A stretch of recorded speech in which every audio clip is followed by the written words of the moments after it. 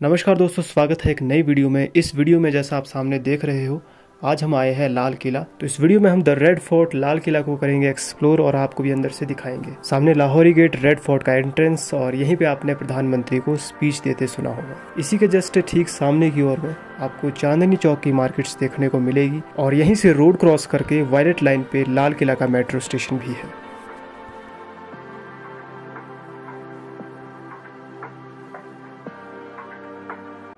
तो चलिए अब यहाँ पर टिकट लेते हैं। तो 50 रुपीज़ पर पर्सन टिकट है अगर आप कैश पेमेंट करते हो। अगर कैशलेस करते हो तो 35 रुपीज़ टिकट रहती है। और अगर विद म्यूजियम के साथ आप इसे देखना चाहते हो तो ये फी डिटेल आप यहाँ पर वीडियो पॉज करके पढ़ सकते हो।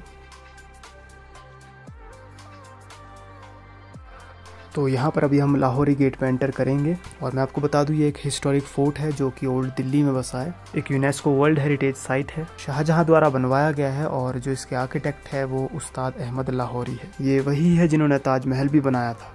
तो यहाँ पर जो आप ये वॉल देख रहे हो, इनकी जो यहाँ पर हाइट है वो 18 से लेकर के 33 मीटर तक की है।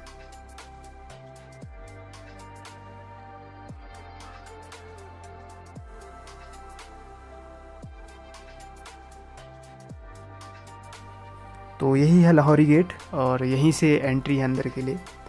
यहाँ पर आपको टॉप में जो हमारा इंडियन का नेशनल फ्लैग है ये दिखेगा। इसी के बाद में ही यहीं से आप एंटर करोगे तो ये यहाँ पर आपको छत वाला बाज़ार, जिसको छत्ता चौक मार्केट, मीना बाज़ार बोलते हैं। तो जब मुगल टाइम था तो यहाँ पर उनके लिए जो इम्पेरियल हाउस होल्ड के गुड्स है वो बिकते थे, जिसमें सिल्क और ज्वेलरी जैसी आइटम होती थी, और भी कई सारी महंगे महंगे जैसे कारपेट्स हो गए, वो सब यहाँ पर बिका करते थे। तो अभी एक प्रकार की सोवेनियर्स शॉप है। यहाँ पर आप मोस्टली जो सामान है, अभी आपको यहाँ पर डेकोरेटिव का सामान और शॉल वगैरह जितनी भी चीज़ें हैं, मैक्सिमम लेडीज़ की आइटम आपको यहाँ पर मिलेगी। तो कुछ भी आप यहाँ पर मेमोरी के तौर पे ले जा सकते हो।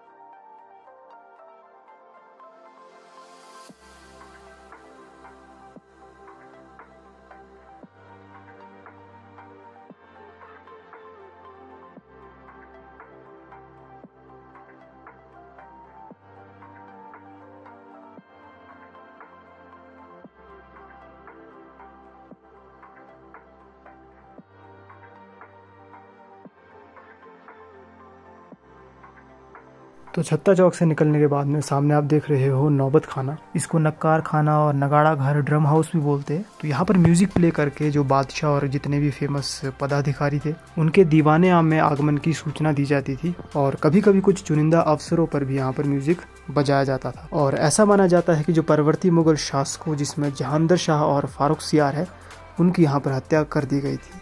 तो नौबत खाना में से निकलने के बाद सामने आप देख सकते हो दीवाने आम। तो ये हॉल ऑफ पब्लिक ऑडियंस है, जहाँ पर शाहजहां आम जनता से मिलते थे और उनकी शिकायतें सुनते थे।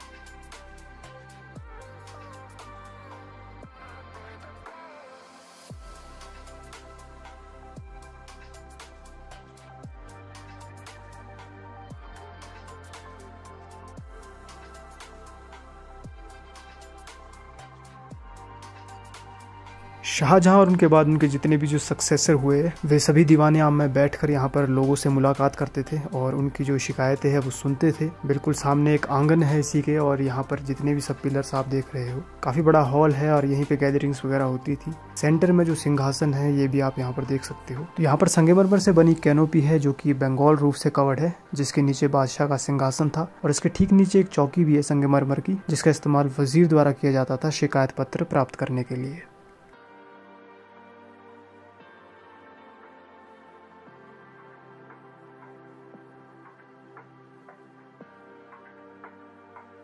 तो दीवाने आम देखने के बाद आप सामने यहाँ पर देखोगे रंग महल, खास महल, दीवाने खास, मुमताज़ महल, हमाम और मोती मस्जिद। ये दीवाने आम के जस्ट पिछली साइड में है। इन सभी महलों की अपनी विशेषताएं हैं, तो चलिए एक एक करके इनको देखते हैं। तो यहाँ पर सबसे पहले हम शुरुआत करेंगे रंग महल से, द पैलेस ऑफ कलर्स, जो कि एक बहुत बड़ा हॉल है, और इसका जो इंटीरियर था वो बहुत ही अच्छी तरह से पेंटेड था, जिस कारण इसका नाम रंग महल पड़ा। और इसी के साथ साथ जितने भी यहाँ पर रॉयल अपार्टमेंट्स है उनमें से ये सबसे बड़ा था, और साथ ही इसको इम्तियाज महल भी कहा जाता है, जिसका मतलब है उत्कृष्ट महल।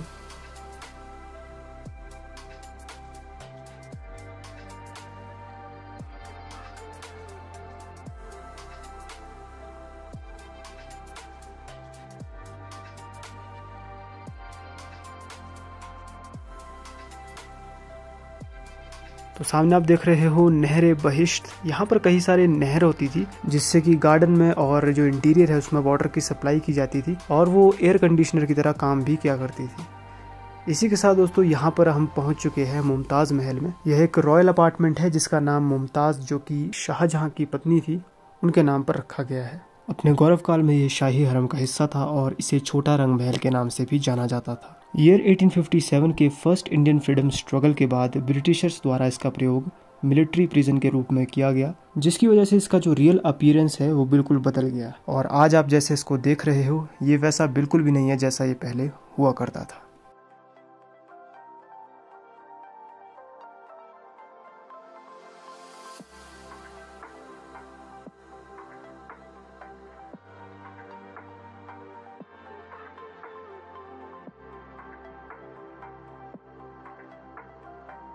तो मुमताज़ महल के बाद आप सामने आप देख रहे हो खास महल, जो कि बादशाह का प्राइवेट पैलेस था। इस पैलेस के ठीक नीचे शाही लोगों के मनोरंजन के लिए एनिमल्स के बीच फाइट करवाई जाती थी, जिसमें शेर और एलिफेंट जैसे जानवरों को लड़ाया जाता था। साथ ही इसमें बादशाह का प्रार्थना कक्ष, शयन कक्ष और तोश खाना था, जिसको बैठक के रूप में जाना जाता था।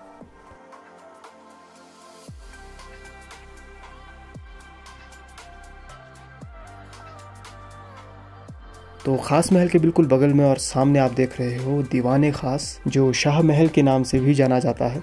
यह एक हॉल था प्राइवेट ऑडियंस के लिए, जहां पर बादशाह द्वारा खास दरबारी और मेहमानों से मुलाकात होती थी और उनसे बातचीत की जाती थी।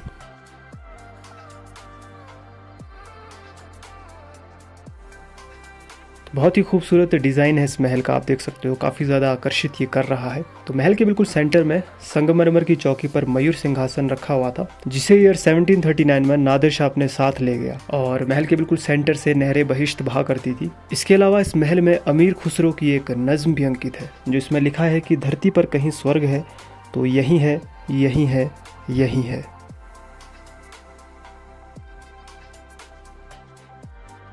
तो दीवाने खास के बिल्कुल बगल में ही है हमाम, जिसको द रॉयल बाथ स्नान घर भी बोलते हैं। ये मुगल एम्परर्स का सबसे फेवरेट रिजॉर्ट था, जहाँ कुछ इंपॉर्टेंट बिजनेस डिसीजंस भी लिए जाते थे। तो इसमें 2 रूम ऐसे थे जहाँ पर जो रॉयल चिल्ड्रंस है उनके रहने की जगह थी, और ड्रेसिंग रूम के साथ साथ संगमरमर का एक पानी का कुंड था, जहाँ पर गर्म और ठंडे पानी की व्यवस्था की गई थी।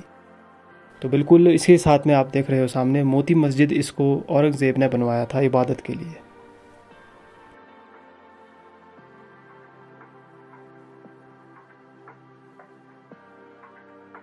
तो यहाँ आप सामने देख रहे हो हयात बख्श और जीवनदायिनी बाग, जिसको बोलते हैं। यहाँ पर आपको वाटर चैनल्स और कॉजवे के साथ 4 बाग देखने को मिलेंगे। बहुत ही खूबसूरत ये 4 गार्डन्स है यहाँ पर। तो यह पूरे महल के एरिया में सबसे सुंदर और एक प्लैंड गार्डन था और काफ़ी बार इसको रिकंस्ट्रक्ट किया गया है। तो इस हयात बख्श में आपको 2 पेविलियंस जो सावन और भादो के नाम से जाने जाते हैं, इसी के साथ जफ़र महल और हीरा महल आपको देखने को मिलेगा।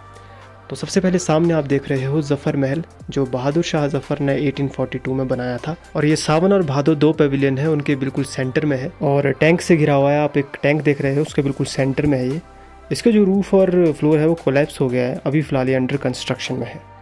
तो यहाँ पर 2 पेविलियंस है सावन और भादो के नाम से। तो सामने जो पेविलियन आप देख रहे हो ये सावन है, तो इसके बिल्कुल ऑपोजिट डायरेक्शन में आपको देखने को मिलेगा पेविलियन भादो। ये दोनों एक दूसरे को मिरर करते हैं और बिल्कुल सेंटर में है जफ़र महल। संगमरमर से बने ये 2 पेविलियंस हिंदू पंचांग में वर्षा ऋतु के 2 महीनों के नाम है।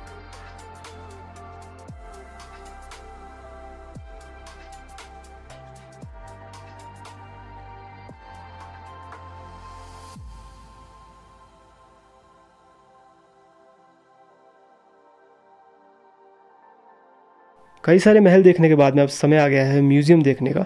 तो यहाँ पर कई सारे म्यूजियम हैं। तो सबसे पहले हम शुरुआत करते हैं म्यूजियम ऑन 1857 पे, जो कि बेस्ड है इंडिया के फर्स्ट वॉर ऑफ इंडिपेंडेंस पे। तो यहाँ पर कई सारी पिक्चर्स, वीडियोस और जो कुछ ऑब्जेक्ट्स यूज़ किए गए थे उस टाइम पे, तो वो सब चीज़ें इस म्यूजियम में दिखाई गई है और यही सब हम इस वीडियो में आपको दिखाएंगे।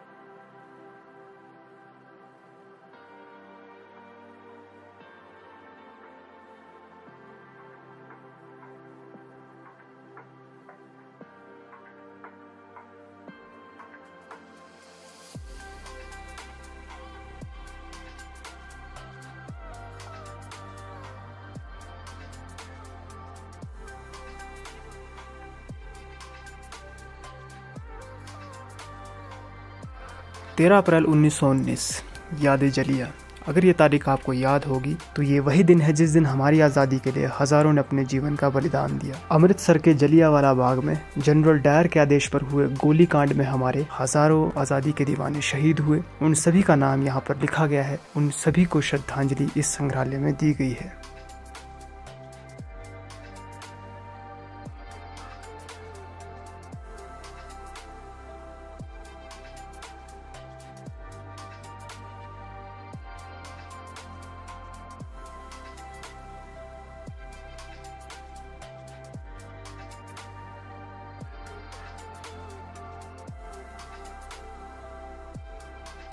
तो अब हम आ चुके हैं उस संग्रहालय में जो कि समर्पित है नेताजी सुभाष चंद्र बोस और आज़ाद हिंद फौज के ऊपर। ये जो संग्रहालय है यहाँ पर आज़ाद हिंद फौज और नेताजी सुभाष चंद्र बोस के द्वारा इस्तेमाल की गई उस समय की चीजें यहाँ पर दिखाई गई है और रखी गई है, जिन्हें आप इस संग्रहालय में देख सकते हैं। इस संग्रहालय का उद्घाटन श्री नरेंद्र मोदी जी के द्वारा 23 जनवरी 2019 में किया गया था।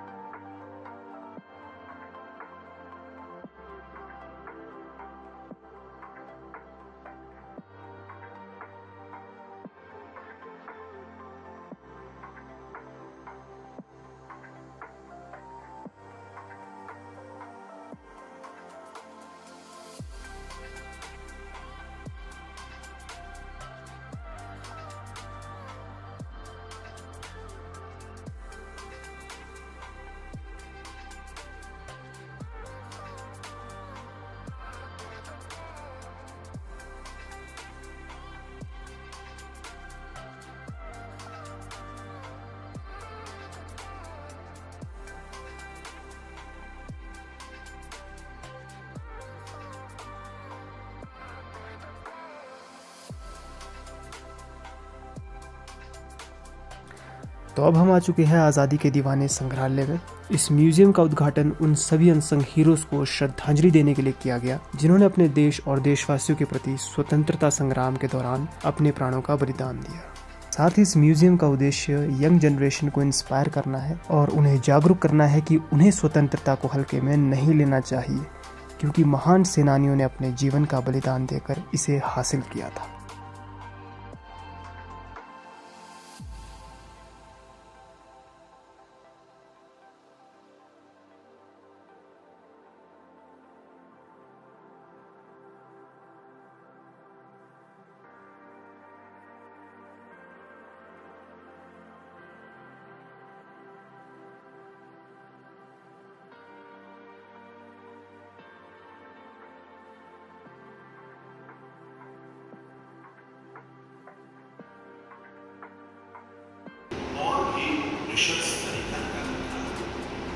प्रतिरोध कर रहे सेनानियों को जिंदा लाश बनाए रखने के लिए 3-4 सिपाही झपट लेते और उनके मुंह या नाक में जबरन नमक का पानी घुसाकर दूध और चीनी का घोल डालते।